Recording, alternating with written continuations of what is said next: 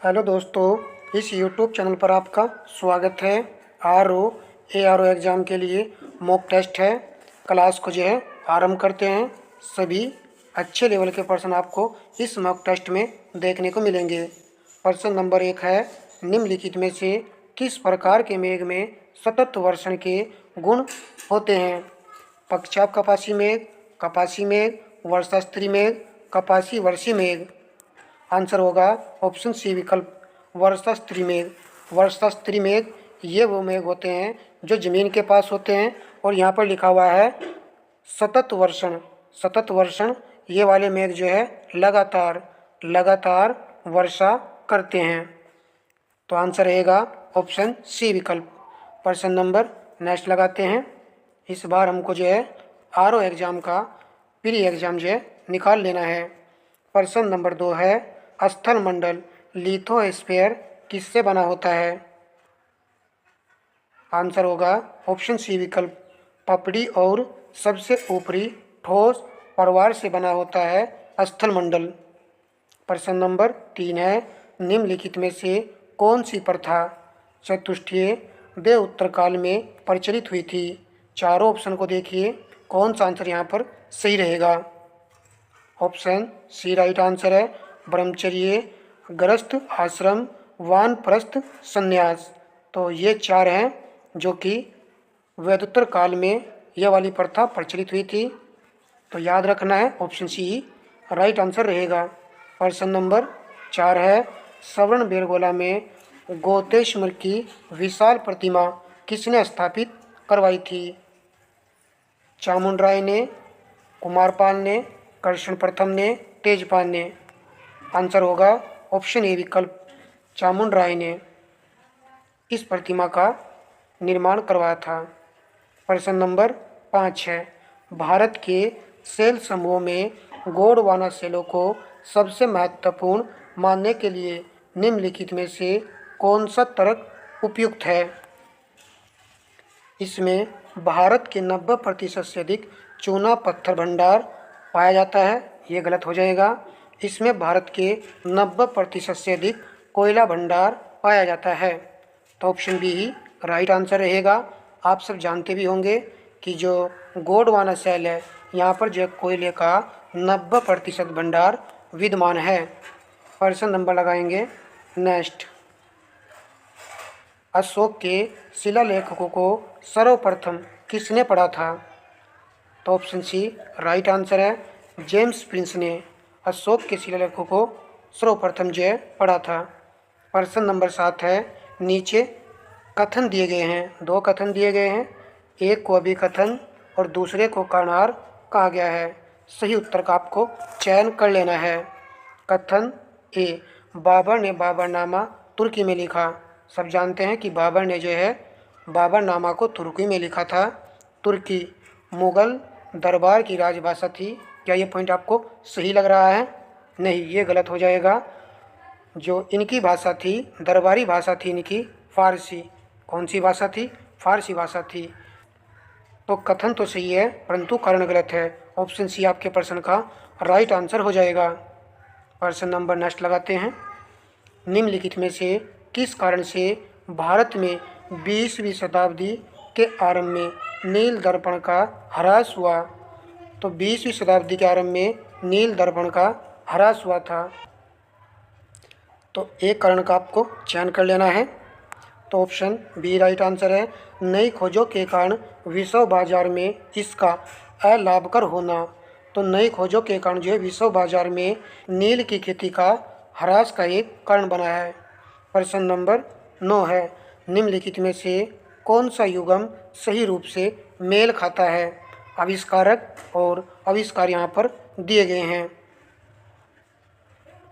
Christopher Kukrail, hovercraft, David ब्रुसनेल, पनडुब्बी, जेसी फेरियर, steamship. सही का चयन करना है। तो यहाँ पर जो है ऑप्शन ए राइट आंसर होगा। तीनों पॉइंट यहाँ पर सही सम्मिलित हैं। तो याद रखना है आप लोगों को इन तीनों पॉइंटों को। उचित लगने पर आपको जो है नोट भी कर लेना है ताकि उचित समय पर आप उसका रिवीजन भी कर सको।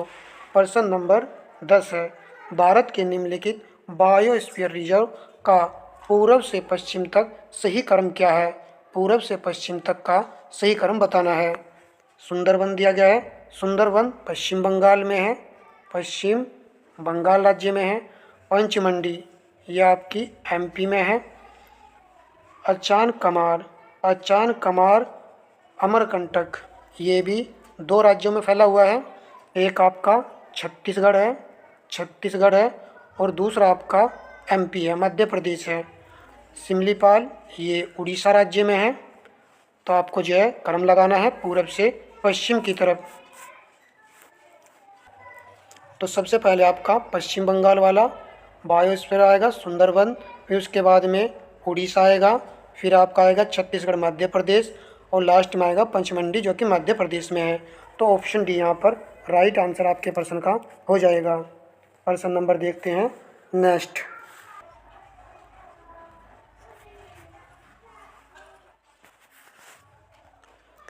पेरिस ओलंपिक 2024 जो खेल संपन्न हुए हैं और हमने आपको पेरिस ओलंपिक से संबंधित एक वीडियो करा था अभी। तो ओलंपिक पदक जीतने वाली प्रथम भारतीय निशानेबाजी जोड़ी मनु भाकर और सर्वजोत सिंह ने कांस्य पदक जीता था, परंतु यहाँ पर पूछ लिया गया है किस देश के खिलाड़ी को हराकर जीता है। तो इतना डीपली ही अब एग्जाम में आगे प्रश्न बनेगा। तो राइट आंसर होगा ऑप्शन सी, दक्षिण कोरिया को हरा करके ये खिताब इन्होंने जीता है। और दोस्तों आप ही के लिए जो है मैं अच्छी क्लासें लाता हूँ। आपका दायित्व बनता है कि वीडियो को शेयर करना है और लाइक करना है। ठीक है दोस्तों। भारतीय स्वतंत्रता संघर्ष के संबंध में निम्नलिखित घटनाओं पर विचार कीजिए। उपर्युक्त घटनाओं का सही काल अनुक्रम क्या है? भारत छोड़ो आंदोलन हम सभी जानते हैं, 1942 में इसको प्रारंभ किया गया था। द्वितीय गोलमेज सम्मेलन तो ये था 1931 में हुआ था द्वितीय गोलमेज सम्मेलन। रॉयल इंडियन नेवी में गदर तो ये कब हुआ था? ये हुआ था 1946 में। तो ये वाला पॉइंट काफ़ी अच्छा है, इसको आप नोट कर सकते हो। तो राइट आंसर बनेगा सबसे पहले 3 आएगा, फिर 2 आएगा, सबसे पहले 3 वाला पॉइंट आएगा, फिर 2 वाला, फिर 1 वाला। तो ऑप्शन सी राइट आंसर होगा। तो 12 का सी सही आंसर है यहाँ पर। और रॉयल इंडियन नेवी में गदर इसको जो है मुंबई विद्रोह के नाम से भी इसको जाना जाता है। प्रश्न नंबर नेक्स्ट देखिए। 1907 में सूरत में भारतीय राष्ट्रीय कांग्रेस के विभाजन का मुख्य कारण क्या था? लॉर्ड मिंटो द्वारा भारतीय राजनीति में सांप्रदायिकता का प्रवेश करना क्या इसका कारण था? अंग्रेजी सरकार के साथ नरमपंथियों की वार्ता करने की क्षमता के बारे में चरमपंथियों में विश्वास का अभाव, मुस्लिम लीग की स्थापना, या फिर भारतीय राष्ट्रीय कांग्रेस का अध्यक्ष निर्वाचित हो सकने में अरविंद घोष की असमर्थता। यदि आपने ऑप्शन चुना है बी तो यही सही आंसर रहेगा। अंग्रेजी सरकार के साथ नरमपंथियों की वार्ता करने की क्षमता के बारे में चरमपंथियों में विश्वास का अभाव। तो आंसर होगा बी वाला विकल्प। प्रश्न नंबर देखते हैं नेक्स्ट। भारतीय संविधान का निम्नलिखित में से कौन सा अनुच्छेद नियंत्रक एवं माल्य का परीक्षक कैग से संबंधित है? सभी विद्यार्थी इसका आंसर जानते हैं। तो ऑप्शन बी राइट है, अनुच्छेद 148। प्रश्न नंबर देखिए नेक्स्ट। निम्नलिखित कथनों पर विचार कीजिए। आपको विचार करना है। मानव शरीर में उरु अस्थि फीमर सबसे लंबी अस्थि है। तो मानव शरीर में जो है सबसे लंबी अस्थि फीमर ही है। तो पहले वाला पॉइंट यहाँ पर सही रहेगा। हैजा रोग जीवाणु के द्वारा होता है, तो बिल्कुल सही है। एथलीट फुट वायरस से होने वाली बीमारी है, तो ये वाला पॉइंट भी यहाँ पर सही है। लगता है कि तीनों ही पॉइंट सही है, और जब तीनों पॉइंट सही है तो ऑप्शन डी यहाँ पर राइट आंसर होगा आपके प्रश्न का। तो सभी का सही है। प्रश्न नंबर 16 है, कथन कारण का प्रश्न है। फैटी एसिड संतुलित मानव आहार का एक हिस्सा होना चाहिए। फैटी एसिड जो होते हैं क्या वो मानव आहार का एक हिस्सा होना चाहिए, ये आपको विचार करना है। कारण मानव शरीर की कोशिकाएं किसी भी फैटी एसिड को संश्लेषित नहीं कर सकती। तो 16 का राइट आंसर होगा ऑप्शन सी, ए सत्य है, परंतु यहाँ पर कारण यानी कि आर यहाँ पर गलत है।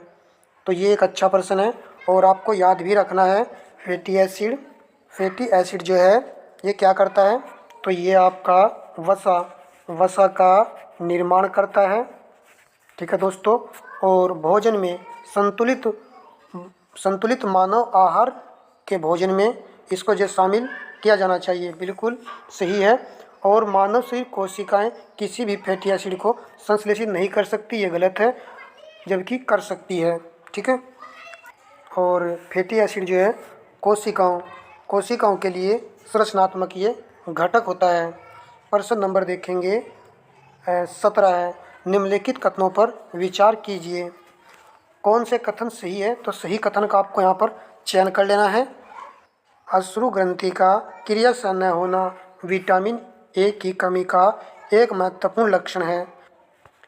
विटामिन B1 की कमी से अपाचन तथा हृदय अपवृद्धि का कारण हो सकता है।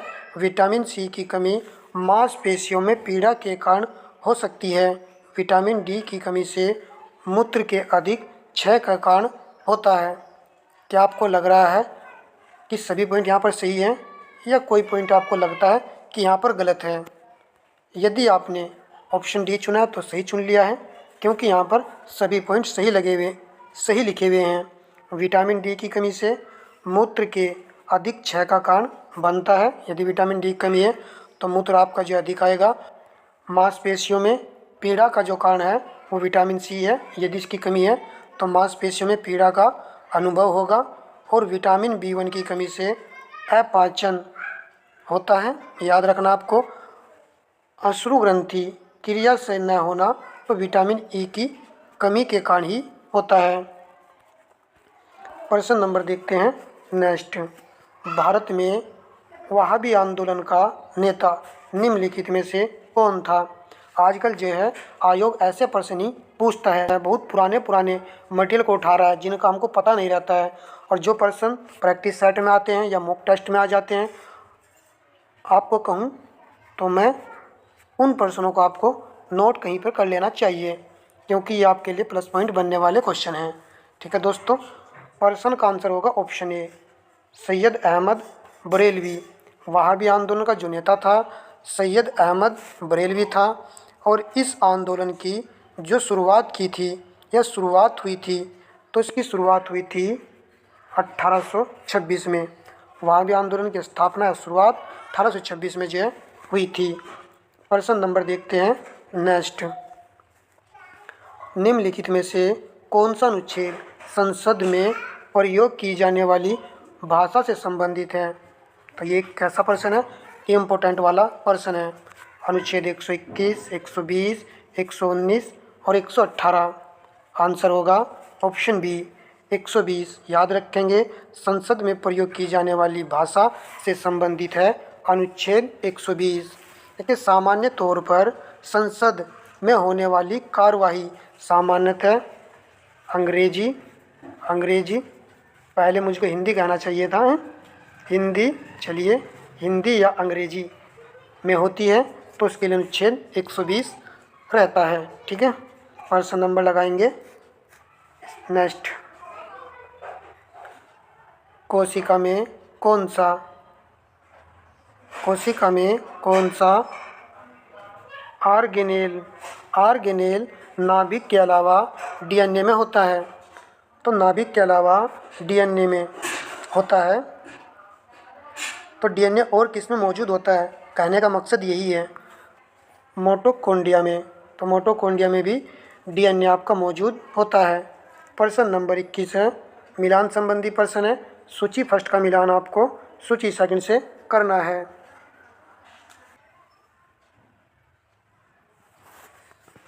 चलिए मिलान कर लेते हैं।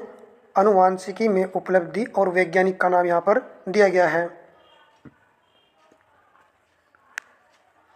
जीवाणुओं में पारकर्मणीय और संयुग्मन की खोज की थी लेडरबर्ग ने। एक का 3 आएगा। लेडरबर्ग ने जो इसकी खोज की थी, योन सहलागन वंशगति की स्थापना, तो इसकी स्थापना की थी मॉर्गन ने। बी का 4 रहेगा। इकोलाई से डीएनए पॉलीमेरीज का विनियोजन किसने किया था? तो इसका किया था विनियोजन कोनरबर्ग ने। सी का 2 रहेगा। पूर्ण अनुवांशिकी कोड की स्थापना की थी खुराना ने, हरिगोविंद खुराना ने की थी। तो डी यहाँ पर राइट आंसर रहेगा। तो डी यहाँ पर राइट आंसर था, इसको आपको देख लेना है। चलिए 2-4 प्रश्न तो काफ़ी डीपली आते हैं। तो हमने तो आपको बता ही रखा है कि 140 प्रश्न में से आप मान करके चलिए 10% तो ऐसे होंगे जिनका कोई अता पता ही नहीं रहेगा।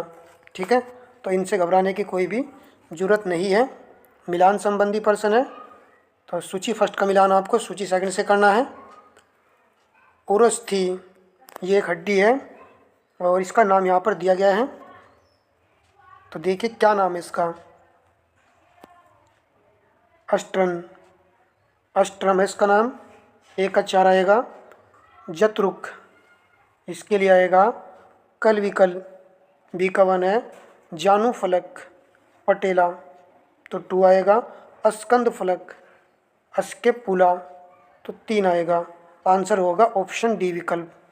तो देख के थोड़ा सा डिफ़िकल्ट है, परंतु यहाँ पर कुछ को तो याद कर लेना ही है। जैसे कि जानुफलक हड्डी है, इसका संबंध पटेला से है, इसको याद कर लीजिए। क्या पता किसी ऑप्शन में आ जाए और आसानी से प्रश्न का आंसर लगाने में ये हमारी मदद कर दे। तो ये चीज़ आपको याद रखनी है। अस्कंद फलक अस्केपुला, ठीक है, ये थोड़ा सा मैच भी हो रहा है। अस्कंद फलक अस्केपुला, ठीक है। नेक्स्ट प्रश्न देखते हैं। नेत्रदान में दाता की आँखों के निम्नलिखित किस हिस्से को प्रतिरोपित किया जाता है? तो सी राइट आंसर है, कॉर्निया। प्रश्न नंबर नेक्स्ट है। हाल ही में उत्तर प्रदेश सरकार ने किस शहर में वैदिक 3D संग्रहालय के निर्माण की घोषणा की है? उत्तर प्रदेश का प्रश्न है, इम्पोर्टेंट रहेगा। आंसर होगा ऑप्शन सी, वाराणसी। वाराणसी शहर में वैदिक 3D संग्रहालय निर्माण की घोषणा की है उत्तर प्रदेश सरकार ने। प्रश्न नंबर 25 है। हाल ही में उत्तर प्रदेश के मुख्यमंत्री ने किस शहर में 3 दिवसीय सशस्त्र सेना महोत्सव का उद्घाटन किया है? तो 3 दिवसीय ये कार्यक्रम था और इसका उद्घाटन जो है कहाँ किया गया है? लखनऊ में किया गया है और मुख्यमंत्री जी के द्वारा किया गया है। प्रश्न नंबर नेक्स्ट है। हाल ही में उत्तर प्रदेश सरकार ने किस शहर में राज्य के पहले सेमीकंडक्टर पार्क का उद्घाटन किया है? तो कई सेट में क्वेश्चन करा भी चुके हैं। आंसर होगा ऑप्शन सी, नोएडा में। तो सी यहाँ पर राइट है और ये उत्तर प्रदेश के प्रश्न है। यहाँ पर देखिए कितना महत्वपूर्ण ये प्रैक्टिस सेट है और यदि टेस्ट को पूरा वॉच करें तो बेनिफिट ज़्यादा होता है। कम समय में भी कुछ विद्यार्थी पूरी क्लास ही नहीं देखते हैं, 5-7 मिनट देखी स्किप कर दी। अरे भाई, अपने आप को धैर्य बना करके पढ़िएगा। समीक्षा अधिकारी बनना है तो स्मार्ट तरीके से पढ़ो, तभी जा करके ये एग्ज़ाम निकाला जा सकता है। अन्य आप सब जानते हो कितना करप्शन है, कितना भ्रष्टाचार है। तो मेहनत से करना है तो थोड़ी मेहनत कर लीजिए सही से। चलिए प्रश्न को लगाते हैं। हाल ही में उत्तर प्रदेश के किस शहर में स्वच्छ नदियों पर स्मार्ट प्रयोगशाला परियोजना का उद्घाटन किया गया है? तो स्वच्छ नदियों पर कह रहा है ये, इसके लिए आंसर आएगा वाराणसी। ऑप्शन सी यहाँ पर राइट आंसर है। तो याद रखेंगे किस शहर में स्वच्छ नदियों पर स्मार्ट प्रयोगशाला परियोजना का उद्घाटन किया गया है? वाराणसी। प्रश्न नंबर नेक्स्ट है। उत्तर प्रदेश राज्य सरकार द्वारा हाल ही में शुरू की गई यूपी एग्रिस परियोजना, इम्पोर्टेंट रहेगी, का प्राथमिक उद्देश्य क्या था? यूपी एग्रिस परियोजना है ये। तो इसका प्राथमिक उद्देश्य है किसानों की आय बढ़ाना और फसल उत्पादन को बढ़ावा देना। ऑप्शन बी यहाँ पर सी आंसर रहेगा। प्रश्न नंबर नेक्स्ट लगाते हैं। निम्नलिखित में से कौन सी चट्टान प्रणाली भारत के 90% से अधिक कोयले की आपूर्ति करती है? तो कोयले की आपूर्ति 90% से अधिक होती है। अभी आपने देखा कि कितना बड़ा क्वेश्चन करके ये प्रश्न पूछा गया था और यहाँ पर छोटा करके पूछ लिया गया है। यदि कंसेप्ट पता रहता है तो आंसर आसानी से लग जाता है। तो ऑप्शन डी यहाँ पर राइट आंसर है। प्रश्न नंबर देखिए 30, मिलान संबंधी प्रश्न है। सूची फर्स्ट का मिलान आपको सूची सेकंड से करना है। चलिए कर लेते हैं। क्षेत्र दिया गया है और हस्तांतरित खेती दी गई है। ये अक्सर प्रश्न किसी ना किसी सेट में आ ही जाता है और ये खेती जो है अलग अलग एरिया में अलग अलग तरीके से होती है। 5-7 पॉइंट तो आपको याद कर लेने हैं, ठीक है। पश्चिमी घाट जो क्षेत्र है यहाँ पर जो स्थानांतरित खेती होती है उसका नाम जो है कुमारी है। तो ए का 4 रहेगा। दक्षिण पूर्व राजस्थान, दक्षिण पूर्व राजस्थान वाल्ट्रे, तो यहाँ पर 2 आएगा। उत्तर पूर्व भारत, देखिए ये वाला पॉइंट हम सभी के याद रहता है और इसके लिए आएगा झूम।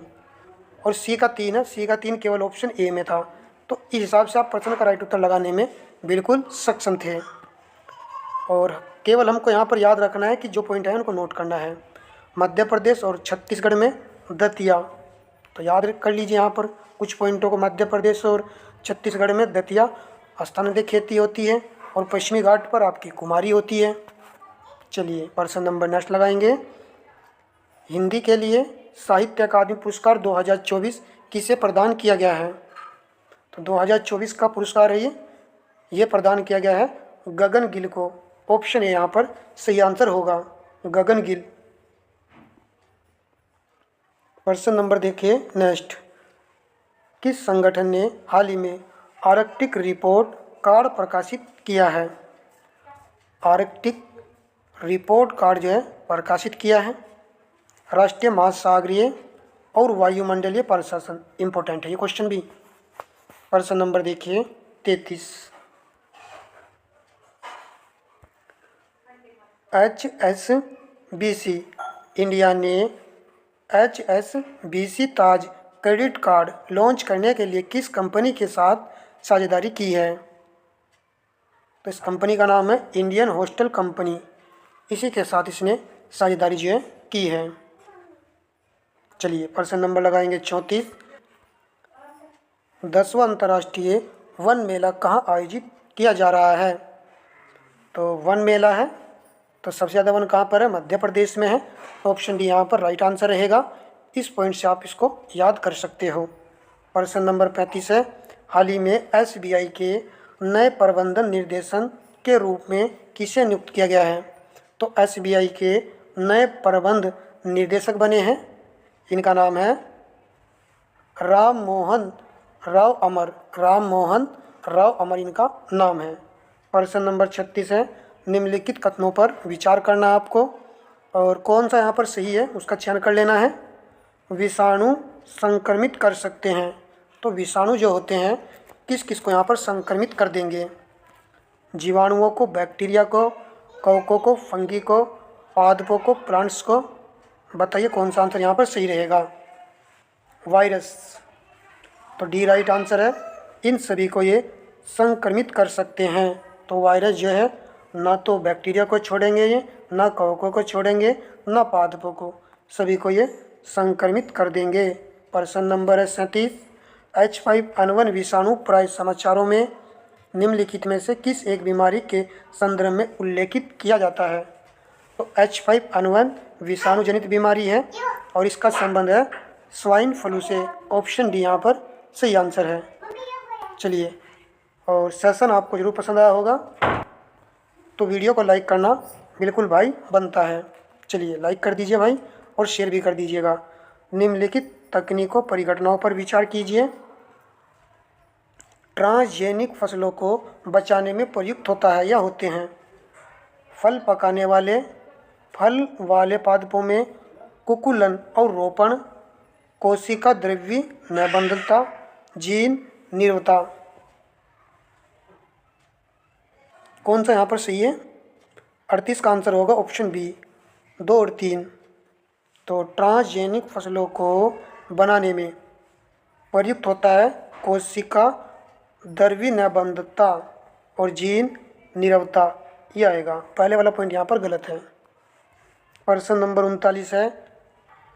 हाल ही में किसने 2024 champion of the earth award मिला है? किसको मिला है चैंपियन ऑफ द अर्थवर्ड? तो राइट आंसर होगा ऑप्शन ए, माधव गाडगिल को। माधव गाडगिल को। प्रश्न नंबर 40 है। तो प्रश्न नंबर 40 है, वीडियो का लास्ट ये प्रश्न है। हाल ही में कौन सी GEM को पूर्ण रूप से लागू करने वाला पहला प्रदेश बना है? हिमाचल प्रदेश, असम, दिल्ली, उत्तर प्रदेश। कौन सा राइट आंसर रहेगा? तो आंसर हो जाएगा डी, अपना उत्तर प्रदेश इसको लागू करने वाला प्रथम राज्य बना है।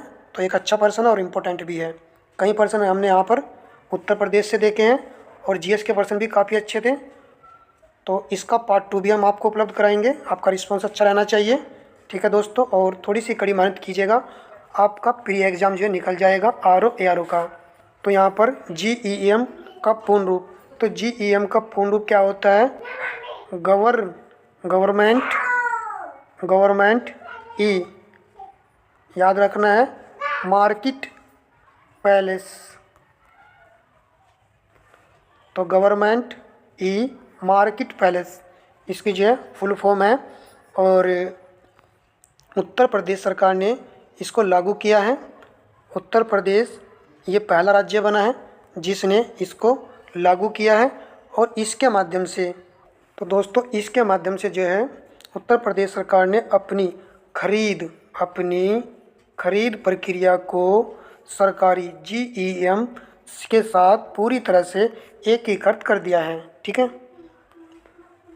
तो मिलेंगे नेक्स्ट क्लास में दोस्तों, धन्यवाद तब तक के लिए।